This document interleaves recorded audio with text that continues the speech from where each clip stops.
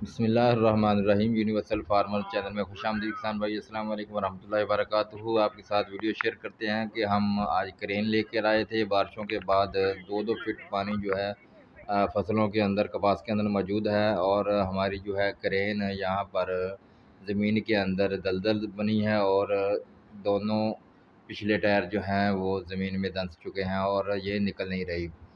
और अभी हम गाड़ी लेने जा रहे हैं और ट्रैक्टर लेकर आते हैं और फिर इसको निकालेंगे और आपको दिखाते हैं कि किसान अपनी मदद अपने ताहत जो है खालियाँ निकाल कर क्रेन के ज़रिए, ट्रैक्टर के ज़रिए, हाथों के ज़रिए पानी जो है निकालने में मसरूफ़ हैं। और ये हमारी ज़मीन के साथ से सेम खाला गुज़र रहा है, बहुत बड़ा है, तकरीबन 6 कनाल का है। और इसके अंदर ये देखिए क्रेन के ज़रिए खाली निकाली गई है और पानी फसलों का निकासी की जा रही है, ताकि गंदम की वजह से भी नुकसान हुआ था, उसका रेट बहुत कम था। और अभी कपास जो है वो भी बारिश की वजह से ख़राब हो रही है, इसलिए पानी की निकासी का इंतज़ाम किया जा रहा है। वीडियो लाइक करें, शेयर करें, शुक्रिया।